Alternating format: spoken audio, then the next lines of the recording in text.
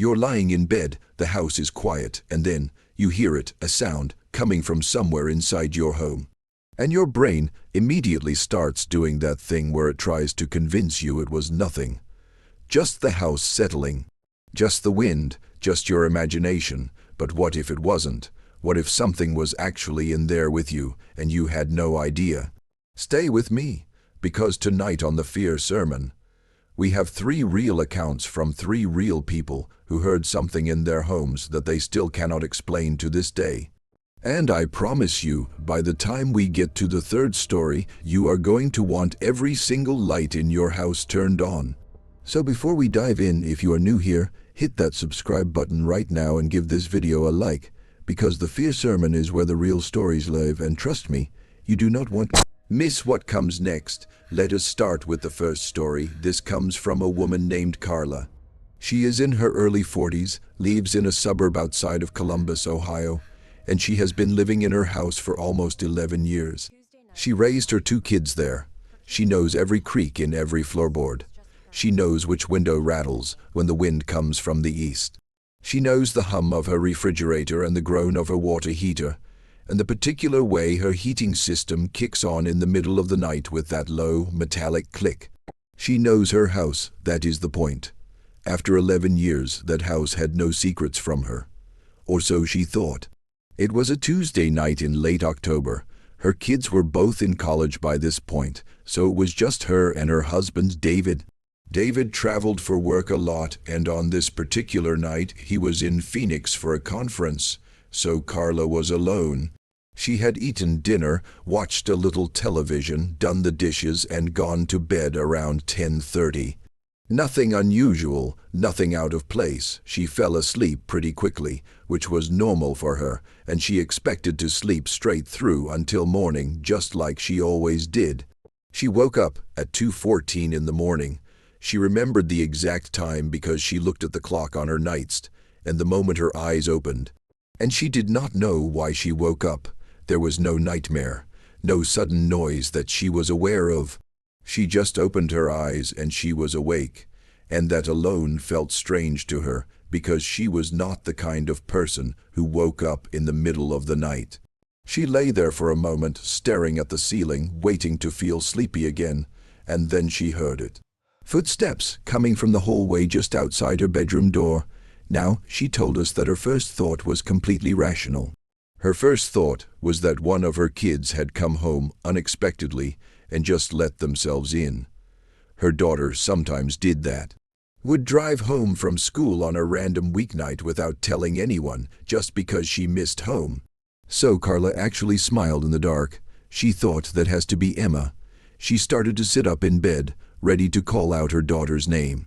But then she stopped because the footsteps stopped too, right outside her door, and they did not come in. They just stopped right there on the other side of the door, and she sat there in the dark, completely still, waiting for the door handle to turn. Waiting for her daughter's face to appear, waiting for something to happen, and nothing did. The footsteps did not continue. Nobody knocked, nobody said anything. There was just silence on the other side of that door, and suddenly Carla was not smiling anymore. She reached over to her nightstand, and slowly, without making a sound, and she picked up her phone. She pulled up her daughter Emma's number, and she texted her. Just a simple message, "Are you home?" She watched the screen. 2 minutes passed, then 3, then her phone vibrated. Emma's response came back, and it said, "No, I'm in my dorm. Why, everything okay?" Carla stared at that text message. And then she looked at her bedroom door, and she realized that whatever was standing on the other side of it was not her daughter. She said the next few minutes were the longest of her life. She did not scream, she did not run, she could not move. She just sat there, gripping her phone with both hands, completely frozen, listening, and the silence continued. No more footsteps, no sounds at all. She sat like that for what felt like an hour, but was probably closer to 10 minutes, and then she finally found her voice and called David. He answered on the 3rd ring, groggy and confused, and she whispered to him that she thought someone was in the house. He told her to call 9, 111 immediately, which she did, while he stayed on the line with her. The police arrived in about 7 minutes. They searched the entire house, every room, every closet, every corner. They checked the basement and the attic and the garage. They checked every door and every window for signs of forced entry, and they found nothing. Every door was locked. Every window was locked. There was no sign that anyone had been inside. The officer who spoke to Carla told her that sometimes old houses make sounds that can seem very human, especially at night when everything else is quiet.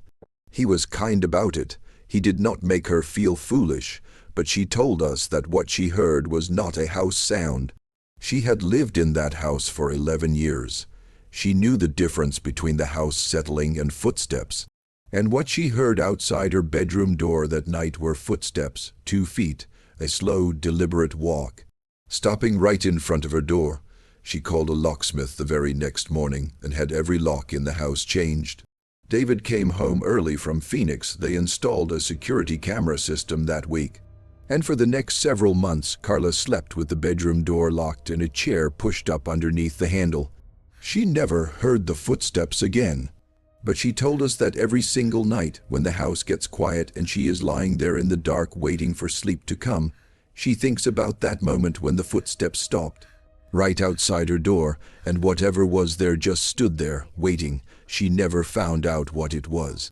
Now, before we move on to the second story, I want you to take a breath, get comfortable, maybe check your locks. And just know that what you are about to hear next is somehow even harder to explain than what Carla experienced. Because with Carla's story, there is at least a small chance, a very small chance, that there was a rational explanation. But the second story, there is no rational explanation that has ever satisfied the person who lived through it. His name is Marcus, and he is 31 years old, and he lives alone in an apartment in Chicago, Illinois, on the 3rd floor of a building that has been around since the 1950s. He moved in 3 years ago, and he genuinely loves the place. High ceilings, big windows, good neighborhood. He had no reason to be scared of his own home, until one night in February when everything changed. Marcus is a pretty light sleeper. He told us that he has always been that way, even as a kid. The slightest sound can pull him out of a deep sleep. It is not always convenient, but in this case, it probably matters to the story. It was a Friday night, and he had stayed up later than usual watching a game.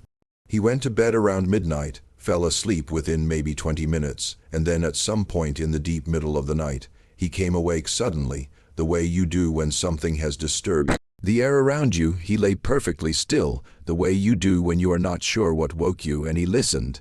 At first he heard nothing, just the ambient sounds of the city outside, traffic in the distance, the occasional sound of someone's car on the street below.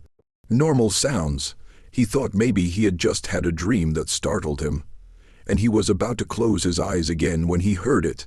And he said that it took his brain a full 2 or 3 seconds to process what he was actually hearing, because it was so unexpected, so completely out of place, that his mind rejected it at first.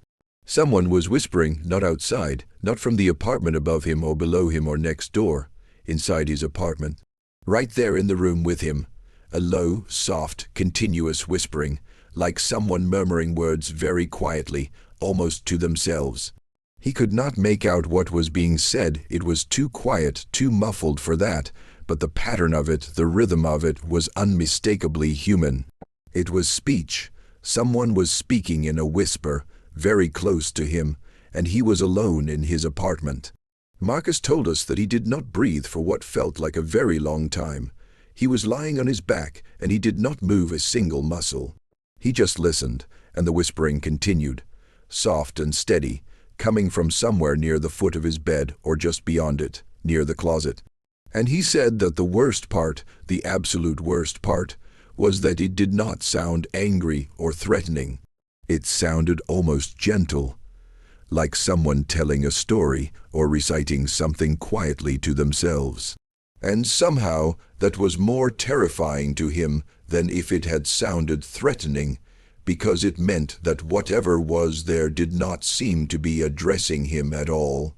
It was just there, whispering in his room, completely unbothered by his presence.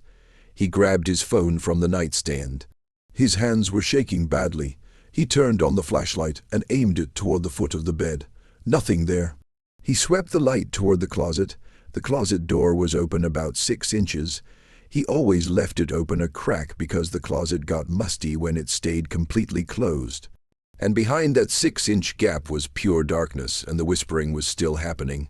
He told us that what he did next was probably not smart, but he could not just lie there anymore. He got up.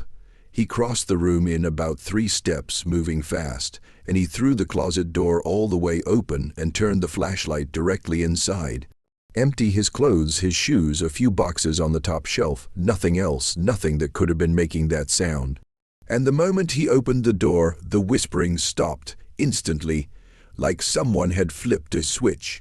He stood there in front of his open closet with the phone light shaking in his hand, and there was total silence.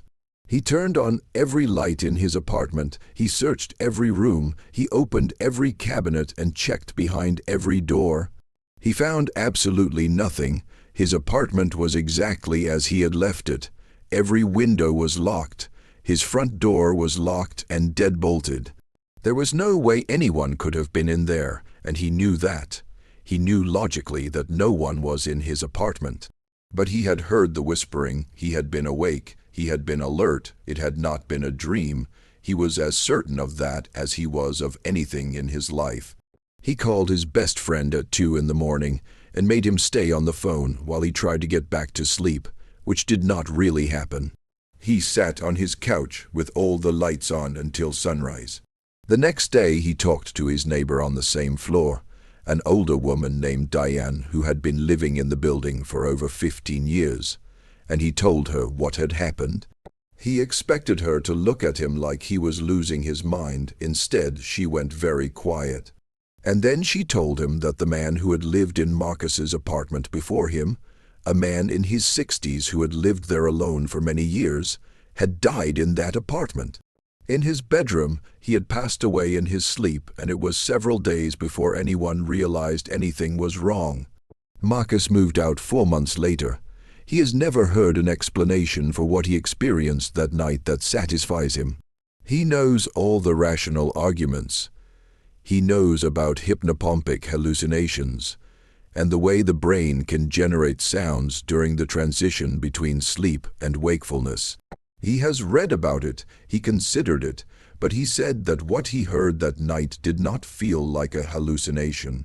It felt like a presence, something in that room that did not belong there, quietly murmuring in the dark, right at the foot of his bed. And sometimes, he told us, even now that he has been out of that apartment for years, he wakes up in the early hours of the morning, and he lies very still for a moment, just listening. Just making sure that whatever was in that room did not follow him home. Take another breath, because we have one more story to get through, and this one is different from the first 2. The first 2 stories involve single incidents, one night, one experience, terrifying, yes, unexplained, absolutely. But contained, they happened once and then they stopped. The third story is not like that. The third story is about something that happened over and over again, for weeks, in the same house, to the same family, until they had no choice but to leave. And even then, even after they left, the sounds followed one of them in a way that she still cannot make sense of. This story comes from a woman named Patricia, and she is 56 years old, and she lived in a house in rural Tennessee for 8 months before she and her family walked out and never went back. This is her story. Patricia and her husband Glenn moved to Tennessee from Florida in the spring. They had always dreamed of having a bigger property, some land, more space and quiet than the suburbs of Tampa had ever offered them. They found a house on about 4 acres, an older farmhouse that had been renovated, and it was beautiful. Wide front porch, big oak trees, a creek running along the back of the property. They bought it without hesitation.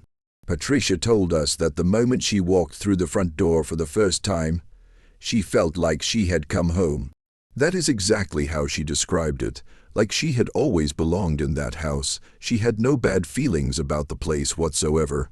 Not in the beginning.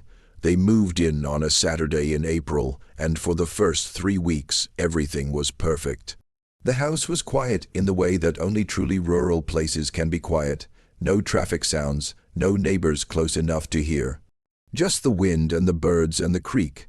Patricia and Glenn settled in quickly. They were happy. Whatever came later, she wants to be very clear about that. She was happy in that house. She loved it, which is part of why what happened was so hard for her to process, because she did not want to believe it. She did not want to accept that there was something wrong with the place she had chosen, the home she had fallen in love with. The first sound happened on a Wednesday night, about 3 weeks after they moved in. Patricia was in the kitchen finishing up after dinner, and Glenn was on the back porch. And she heard from somewhere above her, from the second floor of the house, the sound of something being dragged across the floor. A slow, heavy, deliberate dragging sound, like someone moving a piece of furniture. She stood still and listened, and it continued for maybe 4 or 5 seconds and then stopped. She called up to Glenn, not even going to the porch, just calling out, asking if he had come inside and gone upstairs. He called back from the porch immediately. He was right there. He had not moved. She went upstairs to check. The upstairs hallway was empty. The 2 spare bedrooms were undisturbed. Nothing had been moved. She came back down and told Glenn what she had heard. And he came inside and went upstairs himself and looked around, and he found nothing. They chalked it up to the house, to the age of it, to the way old buildings sometimes shift and settle. They went to bed and did not think much more about it. But then it happened again the following week. The same sound, that slow dragging from the second floor, and again Patricia was on the first floor and Glenn was elsewhere in the house, nowhere near the sound. And again they checked upstairs and found nothing. And this time Glenn was a little less dismissive, because twice in 2 weeks was harder to explain away. But he was still rational about it. He suggested maybe there were animals in the walls or the attic. Raccoons, maybe. He said he would call someone to check, which he did, and the inspector found no evidence of any animal activity in the attic or the walls. By the end of the 2nd month, the dragging sound had happened 7 times, always at night, always from the 2nd floor, always stopping abruptly after a few seconds, and Patricia had started keeping a log of it. Date, time, how long it lasted, where in the house she was when it happened. She had started doing this not because she believed in anything supernatural, but because she was a practical woman and she wanted data. She wanted to see if there was a pattern, something that might point to a logical cause, a temperature trigger, a specific time of night, something she could take to a contractor or a structural engineer. She found a pattern, but it was not the kind she was looking for. The sounds always happened on nights when it had rained. She went back through her log and checked, and every single occurrence, every one of those 7 nights, had followed a day of rainfall. She thought that was useful. She thought maybe it was a drainage issue, water getting into the walls and causing some kind of pressure or movement that made the sound. She called a contractor. He came out, spent a full day in the house, checked everything he could check, and he told her that the drainage was completely fine. There was no water getting into the walls, no moisture buildup in the floors, no structural explanation for any sounds related to rainfall. That was when Patricia started to feel genuinely uneasy, not panicked, not ready to leave, but uneasy in a way she had not been before, because she had tried to find the answer and the answer was not there. And then, at the beginning of the 3rd month, something changed. The sounds changed, not the dragging anymore, or not only the dragging. A new sound started, and this one was worse. It was crying, very faint, very quiet, coming again from the 2nd floor, always from the direction of the larger of the 2 spare bedrooms, the one at the end of the hallway. A soft, low sound of someone weeping, not loud, not dramatic, just quiet, almost restrained crying, the kind that sounds like someone who is trying very hard not to be heard. And this sound did not care whether it had been raining or not. This sound came on any night it chose. Sometimes twice in the same week. And Patricia and Glenn would both lie in bed listening to it, neither of them speaking, both of them knowing the other was awake, neither of them quite ready to say out loud what they were both thinking. One night Glenn got up and walked down the hall to the spare bedroom while it was happening. Patricia stood in the doorway of their bedroom and watched him go. He pushed the spare bedroom door open. The crying stopped the instant the door moved. He turned the light on. Empty room. He came back to bed, and he looked at Patricia, and she looked at him, and neither of them said anything for a long time. In the 5th month, Patricia's sister Linda came to visit for a long weekend. They had not told Linda anything about the sounds because they did not want to alarm her, and also because saying it out loud to someone outside the house felt like a step they were not ready to take. So Linda arrived on a Friday afternoon, and they had a nice dinner and stayed up talking, and everything seemed normal. Saturday night around 3 in the morning, Linda knocked on Patricia and Glenn's bedroom door. When Patricia opened it, Linda was standing there in the hallway looking pale and shaken, and she said, "There is someone crying in the room next to mine." Patricia felt something drop in her chest. She brought Linda into their room and sat her down and finally told her everything. The dragging, the crying, the months of sounds they had been unable to explain or stop. And Linda, who was a very no-nonsense person, sat there listening and then said quietly, "We need to find out who lived in this house before you." They had never thought to do that. Or rather, they had thought about it but always felt slightly silly about it, as if looking into the history of the house meant admitting that they believed something was wrong with it in a way they could not fix. But with Linda there, with someone else having heard it, the barrier came down. Glenn started doing research the following morning while the three of them sat around the kitchen table. Public records, property history, old news archives. It took about 2 hours to find what he found. The house had been in one family for over 40 years before it was sold and renovated and put on the market for Patricia and Glenn to buy. An older couple had lived there for most of those years, and then the husband had died, and the woman, a widow in her late 70s, had lived there alone for the last several years before she was moved to a care facility when her health declined. She had not wanted to leave. By all accounts, she had made that very clear to her family. She had lived in that house for the majority of her adult life, and she had not wanted to leave it. She was moved out against her wishes, and she died in the care facility 14 months later. She had never gone back to the house. Patricia said that when Glenn read that out loud, the three of them sat in silence for a moment. And then Linda said, very gently, very quietly, that she thought they should consider leaving. And for the first time, Patricia did not argue. They stayed for 3 more months because they had made a significant financial commitment, and they wanted to be sure. And because Patricia still loved the house even knowing what she knew, or what she suspected, but the sounds continued, the dragging, the crying, sometimes both on the same night. And on the night before they finally made the decision to list the house and move out, Patricia was alone in the kitchen and she heard the crying again, closer than it had ever been before, coming from the top of the stairs, and she said, and this is exactly how she described it to us, it did not sound mournful. It sounded like someone saying goodbye. They moved out 8 months after they had moved in, and for a while everything was fine. They stayed temporarily with Glenn's brother while they figured out their next step, and the first few weeks were completely quiet, and Patricia began to breathe easier and told herself it was over. And then one night, about a month after they had moved out of the Tennessee farmhouse, Patricia woke up at 3 in the morning in the guest room at Glenn's brother's house. And in the silence of that completely unfamiliar house, in a city 400 miles away from that farmhouse, she heard it.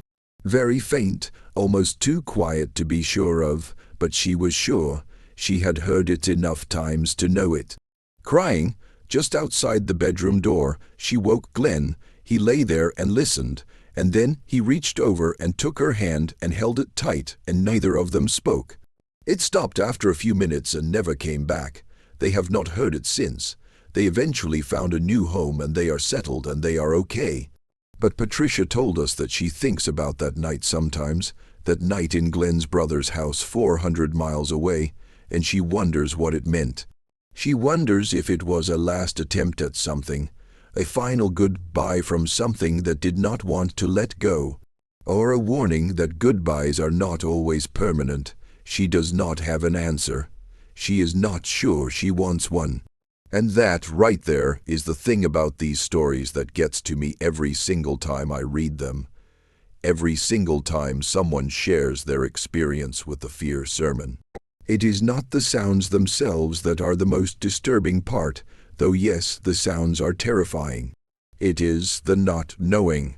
It is the fact that all three of these people, Carla lying frozen in her bed listening to footsteps stop just outside her door, Marcus sitting on his couch with every light blazing until the sun came up, Patricia holding Glenn's hand in the dark 400 miles from the house that haunted her.